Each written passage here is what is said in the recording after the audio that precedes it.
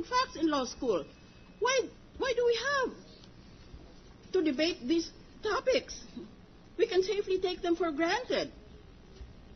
So to return to Article 7, our quest here is factual in nature. Was the Chief Justice personally and individually responsible for what are perceived deficiencies or irregularities in the issuance of the TRO? The TRO is a subject matter.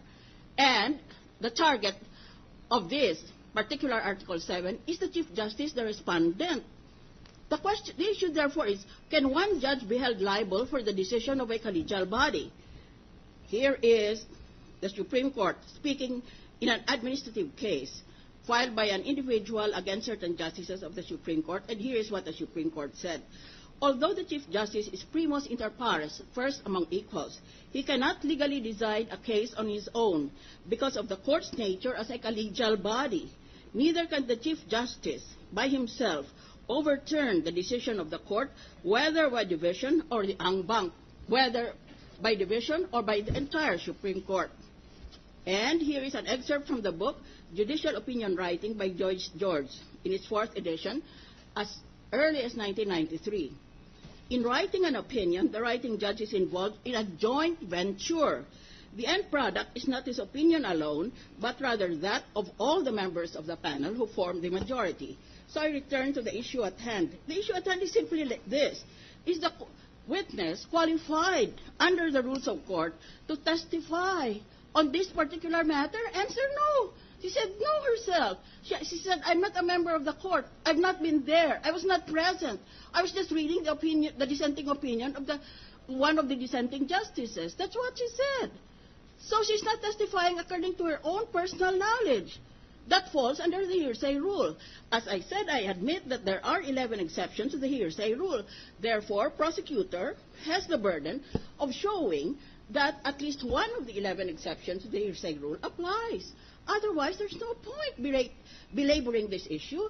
We can move on. Let's move on, counsel. Thank you, Mr. President. Thank you. Mr. President, may I react to the distinguished lady senator and now international jurist? Proceed. Mr. President, point of order.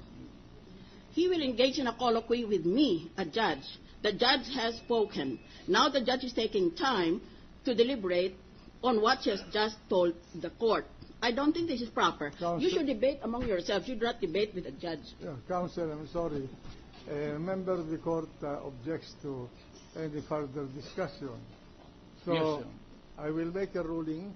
Mr. President, may I just add for 2 minutes a remark? Well, one of the exceptions to the hearsay rule, one of the 11 exceptions to the hearsay rule under Rule 130 is Section 44. And which says? Yes, let me read that. Yeah. It says, Section 44, Rule 130, one of the 11 exceptions to the hearsay rule. And it says, quote, entries in official records. Entries in official records made in the performance of his duty by a public officer of the Philippines or by a person in the performance of a duty especially enjoined by law are prima facie evidence of the facts therein stated. This is an exception Yes. to the hearsay rule, and therefore the burden of persuasion is shifted. We have exercised our burden. Mr. President. Then the burden is shifted to the defense, to demonstrate to the May I court beg the that we do indulgence not of fall the within lady this senator exception. from Yeah. Iloilo to let the counsel finish, and then I will recognize that. Thank you. Yes.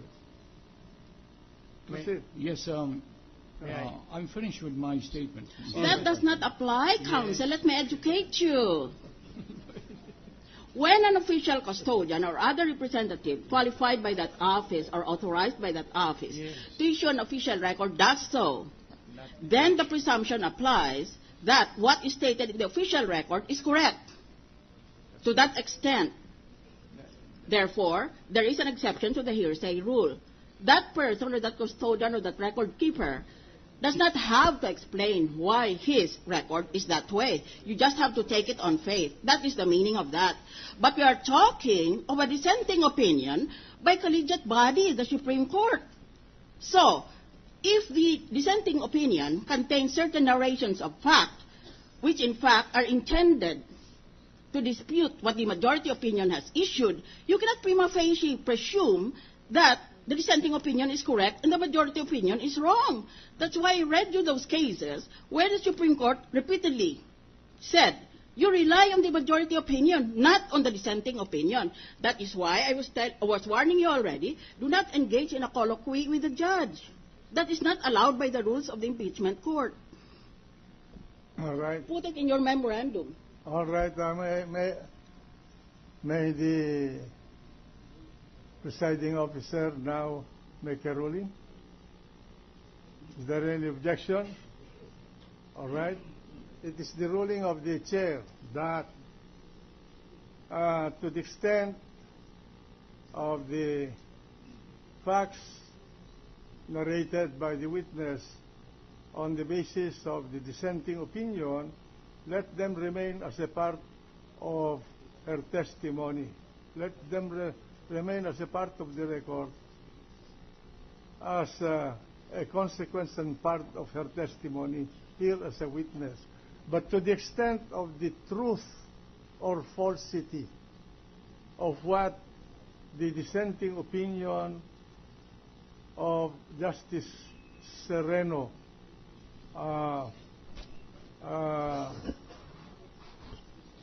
contain, to the extent of those facts, whether they're true or not, that the Chief Justice influenced this or the Chief Justice did that or somebody else did something else, then to that extent it is hearsay because the witness was not present when those things were being done or being said. And so I will allow the testimony of the witness to remain into the record and admonish, or rather suggest to the court to disregard whether the statement of the Chief Justice or what he did or other justices did in the course of their deliberation, because those are not within the competence of the witness to testify on. So therefore, those are hearsay. Thank you, Your Honor. I was about to make a short manifestation, Your Honor, as to the effect of a declaration of statement being considered as hearsay. Yes. Because there are plenty of jurisprudence to the effect that whether objected to or not, if the testimony is hearsay, it shall not and must not be considered by the court in rendering a decision, Your Honor. Yes, but we must remember that we are not trying a criminal case. We're trying an impeachment case. Although there is a penalty, the only penalty is not loss of freedom or infliction of an economic burden, but the removal of the respondent from his position and his disqualification. And therefore, the principle of the rule on hearsay, the hearsay rule contained in our rules of evidence, do not apply strictly in impeachment cases, as far as I could remember what I read about the experience of the United States in impeachment cases. It's true that in a strictly criminal case, the hearsay rule is a very strictly adhered to as a rule of evidence, but not in an impeachment case. And that's why I made the distinction between the truth or falsity of what was related by Justice Sereno in her dissenting opinion and what the witness now said based on what was contained or the information being presented to her on the basis of the dissenting opinion of Justice Sereno. To that extent, and to the extent of the dissenting opinion, let it stay as a part of the testimony.